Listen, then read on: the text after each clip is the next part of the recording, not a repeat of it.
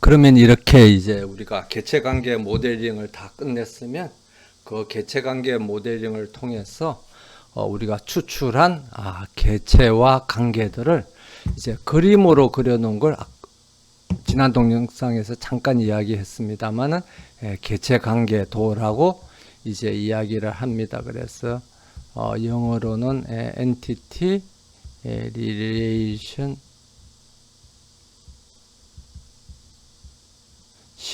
다이어그램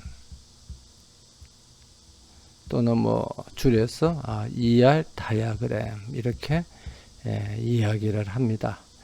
그래서 이 다이어그램은 우리가 잠깐 지나가면서 이야기를 했습니다만은 개체는 뭘로 표시하는 거죠? 사각형으로 표시를 합니다. 이렇게 개체는 사각형으로 이렇게 표시를 하고 그 다음에 그 속성들은 이렇게 옆에 줄을 그어서 이렇게 표시를 하고 그 다음에 관계는 여기 있는 것처럼 이렇게 다이아몬드로 표시를 합니다. 그래서 여기에 뭐 최대값만 쓸 수도 있고 최소값도 같이 포함시킬 수 있고 이렇게 숫자로 쓸 수도 있고 아니면 그림으로 또 부호로 쓸 수도 있다고 그랬죠. 예를 들어서 이런 이렇게 하고 n은 이렇게 해서 이렇게 관계를 하고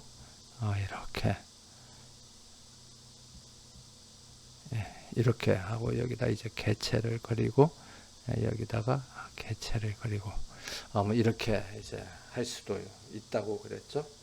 그래서 뭐 최소값은 부호로 그릴 때 이렇게 선으로 하고 0은 이렇게 동그라미로 하고 그렇게 이렇게 한다고 했습니다.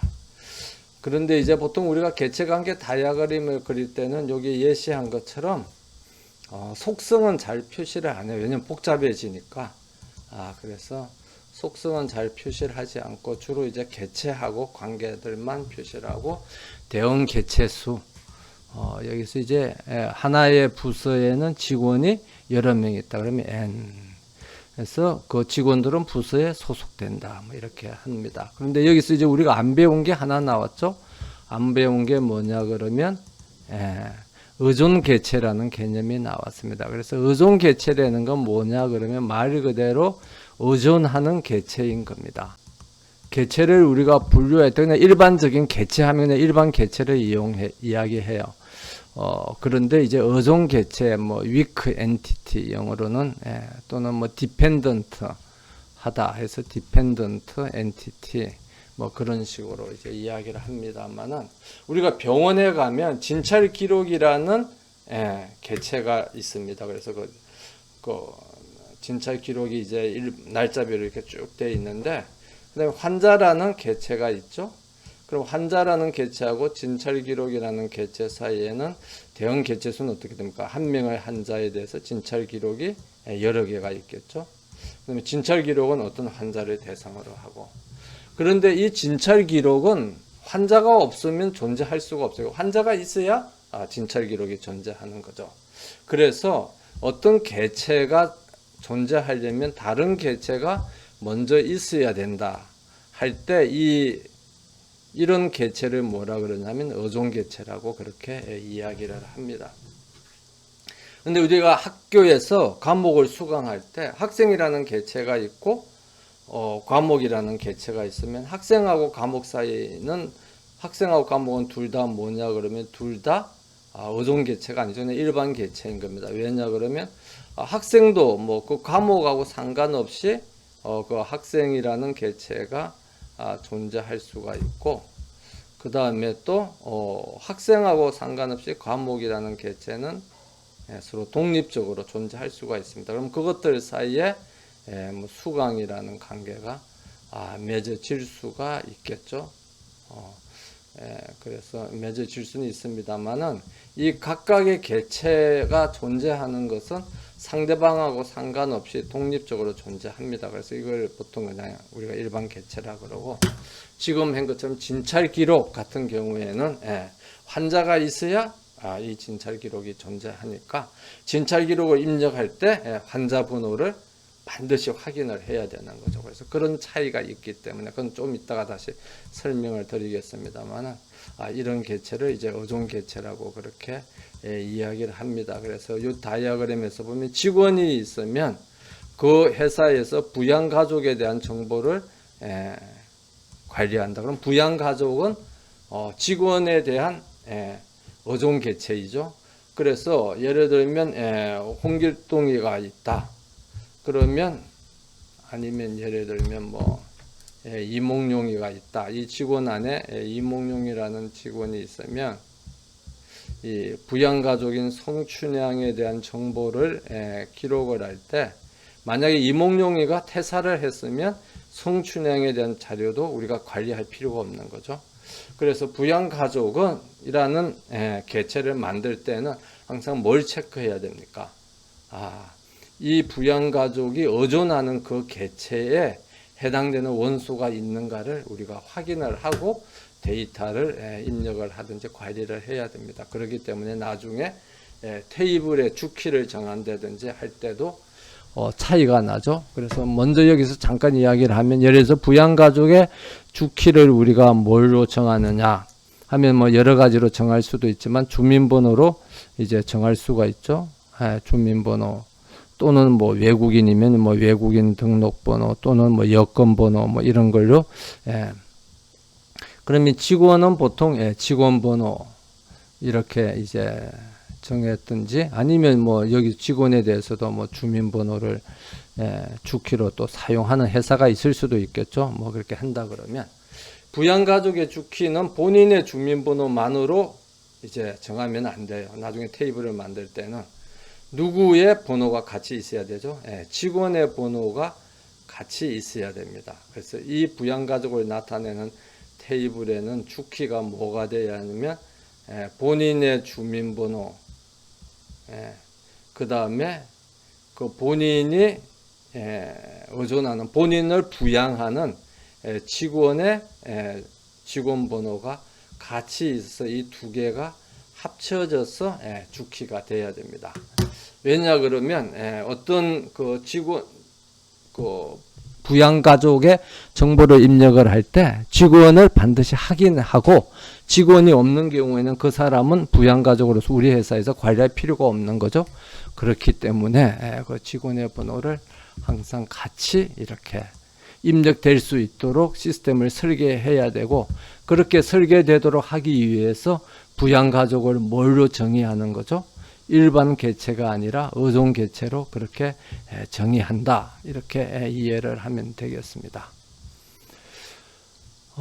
그래서 우리가 개체관계 모델링을 하고 나면 개체를 뭘로 표현하냐면 개체 테이블, 전문적으로는 테이블을 리레이션이라고 그렇게 이야기를 했죠. 개체 테이블로 이제 표시를 해요. 그 다음에 관계를 뭘로 표현할 수 있냐면 관계 테이블로 표시를 할 수가 있습니다. 그래서 이렇게 되면 어떻게 되느냐, 우리가 개체관계 모델링을 하면 이렇게 개체관계 모델링에서 개체관계 모형을 이렇게 그렸잖아요. 그러면 여기에 있는 이 사각형들, 이 각각의 개체는 뭘로 표시가 됩니까? 개체 테이블로 표시가 돼요. 개체 테이블로 표시가 됩니다. 그러니까 테이블로 표시가 되는 거예요. 사실 이 앞에 개체되는 거는 의미가 없는 겁니다. 이 테이블이 개체에 대한 정보를 표현한다 하는 거고, 테이블, 리레이션 또는 테이블로 표시가 되는 겁니다. 관계를 나타내는 정보도 뭘로 표시가 돼요? 관계 테이블로 표시가 돼요. 그러면 다른 말로 하면 개체관계 모델링을 하면 그걸로부터 무엇들이 만들어져요? 테이블들이 만들어지는 거죠. 그럼 테이블들이 만들어지면 그 테이블들이 뭐가 되는 겁니까? 데이터베이스 스키마가 되는 겁니다. 그렇기 때문에 우리가 개체관계 모델링을 했는데 만들어지는 건 뭐죠? RDB 스키마가 되는 겁니다. 그래서 개체관계 모델링의 궁극적인 목적은 뭐죠? 개체관계 모델링의 목적은 개체관계 모형을 만드는 건데, 이게 궁극적인 목적은 아니에요. 이 중간에 나타나는 이 과정상 나타나는 하나의 결과물이고 궁극적인 결과물은 아닌 겁니다. 그러면 이걸로부터 뭐가 만들어져죠? RDB 스키마, 즉 테이블들이 만들어지는 겁니다. 테이블들만 만들어지는 게 아니라 테이블들도 만들어지고 그 테이블에 구성하는 속성들도 만들어지고 도메인도 만들어지고 주키도 만들어지고 그래서 테이블의 구조가 다 만들어지고 그 다음에 여기에 테이블들 사이에 외래키도 다 정해지는 거죠. 그래서 RDB 스키마를 만들어내는 게 궁극적인 결과물인 겁니다. 그래서 우리가 개체관계 모델링을 하라 그러면 개체관계 모형만 그려서 했습니다 하면 안 되는 거예요.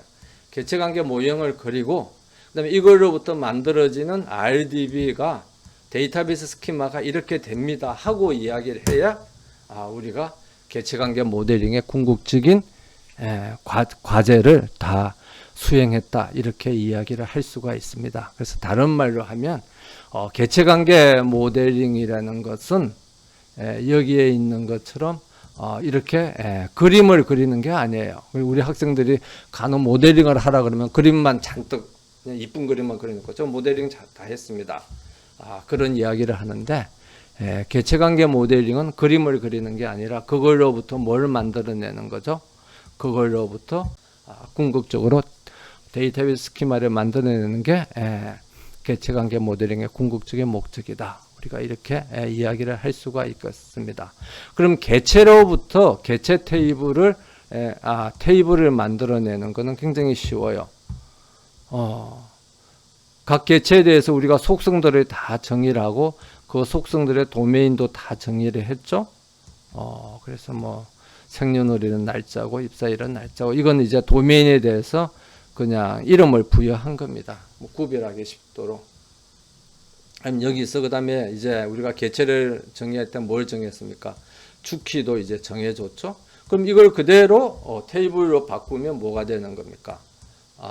테이블로 그냥 바꾸면 이제 이게 테이블 구조가 되는 겁니다. 그럼 그렇게 해서 만들어지는 거예요. 그래서 뭐 아무런 문제가 없습니다. 아주 간단해요.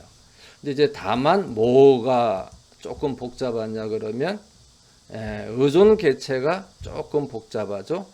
그래서 의존 개체는 여기 뒤에 슬라이드에 있습니다만 먼저 설명을 하죠. 의존 개체는 직원하고 부양가족이 있으면 그것들 사이에 뭐 일대 다 관계가 존재하잖아요. 직원 한 명에 대해서 부양가족이 여러 명. 그럼 부양가족을 나타내는 테이블을 이렇게 개체 테이블을 다 만들어요. 그 다음에 여기에다가 뭘 가지고 오느냐 하면 이 부양가족이 의존하는 개체의 주키를 가지고 옵니다. 그래서 이 두 개를 합쳐서 뭐라 그러죠?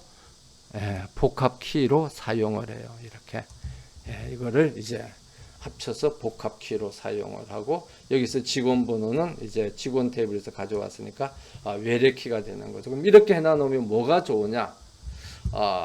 예를 들면 어떤 직원의 부양가족에 김길동, 김정일, 박정숙 이렇게 있었는데 이 직원이 퇴사를 했다. 그러면 이 직원 번호가 널 값이 될 거잖아요. 그러면 어떻게 돼요? 주키가 널 값이 되죠. 그러면 이런 레코드가 존재할 수가 없죠. 왜 존재할 수가 없죠? 관계형 데이터베이스에서는 개체 무결성 법칙 때문에 개체 무결성 법칙 때문에 주키 값은 빈 값이 입력이 되어서는 안 되는 겁니다. 그러면 자동적으로 어떻게 돼요? 2번이라는 사원이 퇴사하면 이 레코드들도 자동적으로 이 문제가 생기는 거죠. 그러면 데이터베이스 관리하는 사람이 아니면 시스템이 이것도 같이 없애버려 지워야 되겠구나. 그렇게 알아서 이제 관련된 작업을 할 수가 있습니다. 그래서 그런 작업들이 자동적으로 이루어질 수 있도록 의존 개체는 어떻게 해요? 의존하고 있는 개체의 주키를 가지고 와서 같이 주키의 일부로 포함하도록 이렇게 만들어지도록 우리가 하고 있습니다. 그래서 이렇게 하면 이제 개체 테이블이 이제 다 만들어지고, 그 다음에 이제 관계의 테이블은 다대다 관계일 경우에는, 예를 들면 뭐, 여기 직원하고 프로젝트가 나왔습니다만은, 뭐 학생하고 과목 하면 학생 이름, 과목 번호, 학생 번호, 과목 번호, 그 다음에 여기에 뭐 성적, 그러면 수강이라는 테이블이 만들어지는 거죠. 그래서 주키는 어디서 가지고 와요? 그 주키를 구성하는 개체의 주키를 가지고 옵니다. 그 다음에 그러면 이제 뭐 두 개 이상이 당연히 되겠죠. 관계라는 건 개체를 구성하는 원수하고 원수 사이에 맺어지는 거니까. 그러면 당연히 관계를 나타내는 테이블의 주키는 뭐가 되는 거죠? 복합키가 되는 겁니다. 그래서 복합키가 되는 거고요. 주키는 복합키가 되고, 그 다음에 이 주키를 구성하는 각각은 다른 테이블의 주키이기 때문에 뭐가 되는 겁니까? 외래키가 되는 겁니다. 이렇게 해서 다대다 관계는 이렇게 별도의 테이블을 만들면 돼요. 별도의 테이블을 만들면 됩니다. 그래서 뭐 모든 것들에 대해서, 그런데 이제 일대다 관계는 조금 복잡해요. 일대다 관계는 뭐가 복잡하냐 그러면, 어떤 이제 주문이 있어요. 그럼 주문 번호를 주키로 하는 이런 이제 주문 테이블이 이렇게 만들어지죠. 그래서 수주에서 이런 주문 테이블이 만들어집니다. 그 다음에 이제 판매 사원 하면 이제 사원 테이블이, 여기는 뭐 편리하게 하기 위해서 사원명을 주키로 했네요. 그럼 사원명이 이제 주키인 이런 테이블이 만들어집니다. 그러면 그 안에 어느 사원이 어느 주문을 담당해서 처리한다 하는 이 담당이라는 관계를 나타내는 테이블이 생기겠죠. 그러면 이 관계를 나타내는 테이블은 주문에 주키인 주문 번호를 주키로 가져오고, 그 다음에 사원에 주킨 사원명을 가지고 와서 뭐 이 주문을 처리를 했느냐 해서 뭐 처리를 다 했으면 1, 안 했으면 널, 뭐 이런 테이블이 생기겠죠. 이런 이제 테이블이 생기는데, 관계를 나타내는. 근데 이 관계를 나타내는 테이블을 자세히 보니까 어떻게 되느냐 그러면 어떻게 됩니까? 이게 일대다 관계죠. 그래서 5원이라는 주문을 취급하는 사원은 최동국이고요. 그 다음에 O2라는 사원을 취급하는 주문은 5원은 뭐 박국민이고, 그 다음에 또 O3라는 주문을 취급하는 사원도 또 최동국입니다. 그래서 이 테이블의 주키를 이렇게 보니까 뭐가 주키입니까? 일단 주민번호하고 사원이 합쳐진 게 복합키가 주키라고 그랬죠. 근데 자세히 보니까 어떻게 돼요? 이게 1대다 관계니까 주문번호가 5원이 이렇게 하나 정해지면 이것을 취급하는 사원은 몇 명이에요? 한 명밖에 없죠. 최동국 하나밖에 없어요.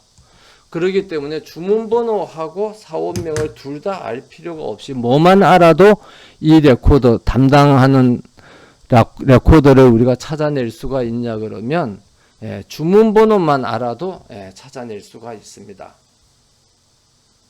이해가 되시나요?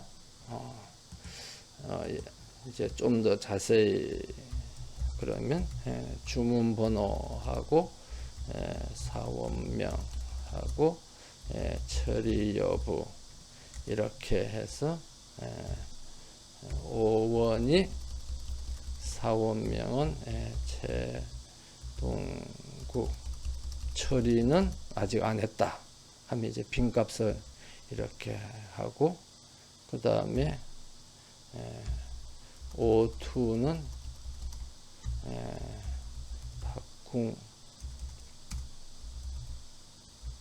박국민 해서 다 처리를 했다. 그 다음에 O3는 또 최동국 다 처리를 했다. 뭐 이렇게 해요. 그래서 뭐 처리 안 하는 값은 아직 처리 중인 것은 0이 이제 입력된다 이렇게 하면 이렇게 돼 있는데 이렇게 돼 있는 여기서 주키가 뭐냐 그렇게 보면 주문번호하고 사원명 이게 합치면 복합키라고 이제 관계를 나타내는 테이블의 주키는 복합키라고 우리가 이야기를 했죠. 근데 자세히 보니까 이 관계가 1대 n이에요. 그러면 주문번호 여기에 보면 주문번호가 51이 있고 또 52가 있고 53가 있고 여기에 사원이 최동국이 있고 박국민이 있고 그러면 어떻게 돼요? 줄을 그으면 5원은 최동국이가 처리하고 52는 박국민이 처리하고 53는 최동국이 처리하죠. 그러니까 이 주문번호가 정해지면 이 주문을 처리하는 사원이 몇 명이 돼요? 한 명으로 정해지는 겁니다. 왜냐하면 이걸 n 대 1 관계라고 이렇게 맺어줬으니까. 그러니까 1쪽에서는 어떻게 해요? 1쪽의 정보는 우리가 알 필요가 없는 겁니다. 왜냐하면 5원만 알면 이게 담당하는 사원이 최동국이나 이렇게 알 수가 있으니까 그래서 이 레코더를 다 찾으려면 이 두 개를 이렇게 다 값을 주문번호가 누구고 사원명이 누구냐 담당하는 사원 이름이 누구냐 이걸 알아야 레코더 하나를 찾을 수 있지만 이 두 개를 다 알 필요 없이 뭐 하나만 알아도 되는 거죠. 주문번호 하나만 알아도 당연히 찾을 수가 있는 겁니다. 5원만 알아도 최동국이다 이렇게 이제 알 수가 있는 거죠. 그래서 이 테이블의 주키가 뭐가 주키가 됩니까? 주문번호가 주키가 되는 거예요. 그러면 주키인 테이블이 여기도 있고 여기도 있죠. 그럼 어떻게 돼요? 이 두 개의 테이블을 합치는 겁니다. 그러면 주문번호, 고객명, 수주일, 그 다음에 사원명이 뭘로 가는 거죠? 외래키로 가는 겁니다. 그 다음에 이제 여기는 뭐 표시를 안 했습니다만은 필요하다고 그러면 여기에 있는 뭘 또 만들어 놓으면 되는 거죠. 그 주문의 처리 여부를 나타내는 칼럼을 만들어서 이건 아직 처리 중이고 처리가 완료됐고 이렇게 입력을 하면 되는 겁니다. 그래서 1대 n 관계는 어떻다는 겁니까? 1대 n 관계는 1대 n 관계를 나타내는 테이블을 별도로 만들 필요가 없고 그 1대 n 관계를 나타내는 그 테이블이 나타내는 정보를 어디다가 합치면 돼요? 여기 n 쪽에 있는 이 테이블에다가 합치면 돼요. 그러면 테이블이 몇 개가 되는 거죠? 개체를 나타내는 테이블 2개만 되고 관계에 대한 정보는 누가 나타냅니까? 어느 사원이 어떤 주문을 담당해서 처리한다 하는 관계에 대한 정보는 이 n 쪽에 있는 개체가 같이 나타내는 겁니다.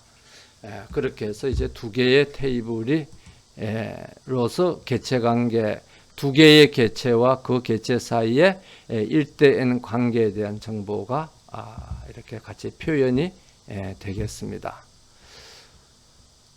그래서 그것을 다시 이제 요약해서 설명을 하면은 1대 다수 관계를 나타내는 테이블은 1대 다수 관계를 구성하는 개체들은 각각을 테이블로 표시를 해요. 그 다음에 관계는 n 쪽의 개체 테이블에 이제 외래키로 해서 필요한 속성들을 조금 전에 설명한 것처럼 그렇게 포함을 시키면 됩니다. 이렇게 하면은 우리가 개체관계 모델링을 하면 결국 뭐가 만들어지는 겁니까? 관계형 데이터베이스의 스키마가 만들어지는 겁니다.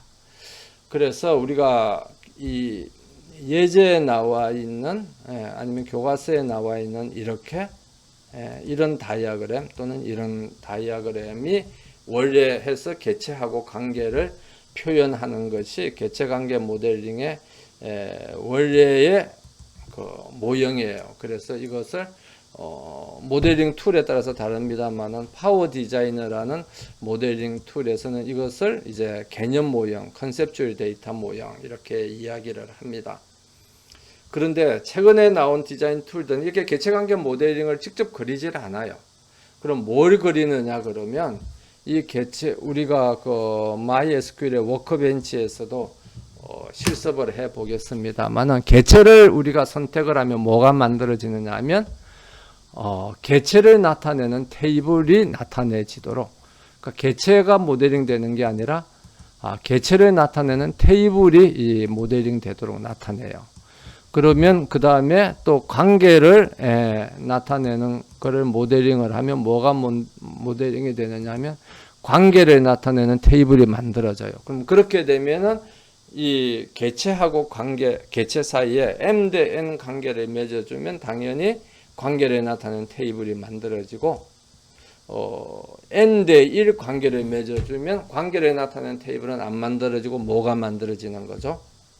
N 쪽 개체에다가 이 외래키가 1쪽 개체의 주키가 외래키로 포함되는 게 만들어집니다.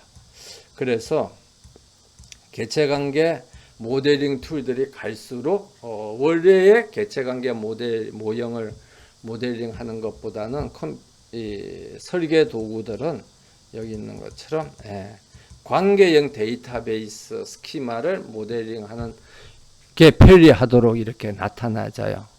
그래서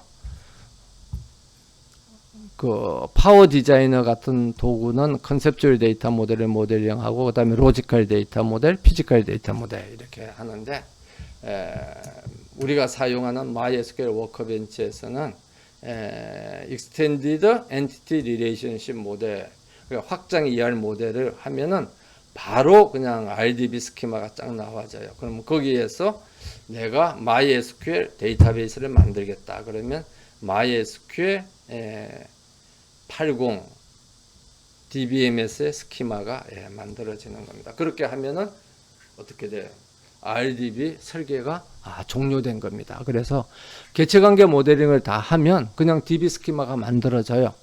그래서 우리가 SQL을 하나하나 입력해서 할 필요가 없이 워크벤치에서 SQL도 다 자기가 만들어 가지고 필요하면 그 SQL을 가지고 가서 다른 컴퓨터에서 작동을 시키면, 그러니까 create 테이블 이렇게 해서 create 데이터베이스 이렇게 해서 쫙 create 테이블 이렇게 쫙 하고 하면은 테이블도 만들어지고 주키도 만들어지고 외래키도 만들어지고 하는 것들이 자동으로 만들어집니다. 그래서 그렇기 때문에 우리가 자동화된 설계 도구를 이제 많이 사용을 하게 되겠습니다. 그 다음에 이제 그 유인물에 보면은 대형 개체수의 시간적 영속성 이런 게 있는데, 이게 우리가 개체를 설계할 때 1대1 관계냐, 1대 다 관계냐, 다대다 관계냐 하는 거를 맺어주는 게 사실 쉽지 않아요. 근데 이걸 이제 판단하는 관점이 시간에 따라서 우리가 이걸 다르게 볼 수 있다는 거죠. 그래서 우리가 앞에서 설명할 때 부부관계는 뭐라 그랬습니까? 1대1 관계라 그랬죠. 남편이 있으면 부인이 한 사람만 있잖아요. 그래서 우리가 법원에 가서 신고하려고 그래도 자기가 이미 결혼을 해서 부인이 있는 남자가 다른 여자랑 같이 혼인신고를 하러 가면 혼인신고가 안 되죠. 여자도 마찬가지입니다. 자기가 결혼을 해서 남편이 있는 여자가 다른 남자랑 또 혼인신고를 하겠다 해석하면 혼인신고가 안 돼요. 그래서 그게 1대1 관계입니다. 그런데 한 사람의 평생을 보면은 한 사람이랑 결혼을 해서 살다가 그 다음에 또 이혼을 하고 또 다른 사람이랑 결혼을 할 수가 있잖아요. 그럼 평생 동안 누적된 거를 보면 관계가 어떻게 되죠? 1대1 관계가 아니라 다대다 관계인 것을 알 수가 있습니다. M 대 N 관계예요. 그래서 우리가 부부 관계를 1대1 관계로 모델링 할 거냐, 다대다 관계로 모델링 할 거냐 하는 것은 그 사람이 현재 시점에 부부관계를 나타낼 거냐, 아니면 평생 동안의 부부관계를 나타낼 거냐에 따라서 달라지고, 만약 둘 다 나타내야 된다 그러면 그걸 각각 다른 관계로 나타내야 돼요. 그래서 현 부부관계, 과거 부부관계 이렇게 따로따로 서로 다른 관계인 거죠. 이 사람하고 나하고 사이에는 현재 부부 관계가 존재하지만 저 사람하고 나하고의 관계는 과거 이미 이혼한 엑스 와이프, 엑스 허즈번드 관계가 존재하잖아요. 그래서 그런 관점에서 서로 다르게 모델링 할 수 있다는 걸 우리가 알아야 됩니다. 그래서 우리가 뭐 어떤 관계는 1대1 관계다, 어떤 관계는 1대다 관계다, 또는 다대다 관계다, 이렇게 외울 문제가 아니에요. 그래서 그 문제를, 현상을 분석을 하고 그 현상에서 우리가 나타내고자 하는 것이 무엇인가에 따라서 서로 다른 관계로 모델링을 해야 되는 겁니다. 그 다음에 이제 마지막으로 일반화, 세분화 관계가 있는데 이거는 뭐 조금 복잡해요. 그래서 우리가 처음 개체관계 모델링을 공부하는 입장에서 사실 공부할 필요는 없고요. 우리가 개체관계 모델링을 한번 해보고 그 다음에 MySQL 워크벤치를 사용해서 또 한번 해보고 개체관계 모델링에 익숙해지고 나면 나중에 시간이 나면 그때 일반화, 세분화 관계를 우리가 다시 학습하도록 하겠습니다. 그래서 이것으로서 개체관계 모델링에 대한 이론 강의는 끝내고 다음 동영상에서는 MySQL에 있는 모델링 툴 도구인 워크벤치를 사용해서 개체관계 모델링을 이제 한번 실습을 해 보도록 하겠습니다.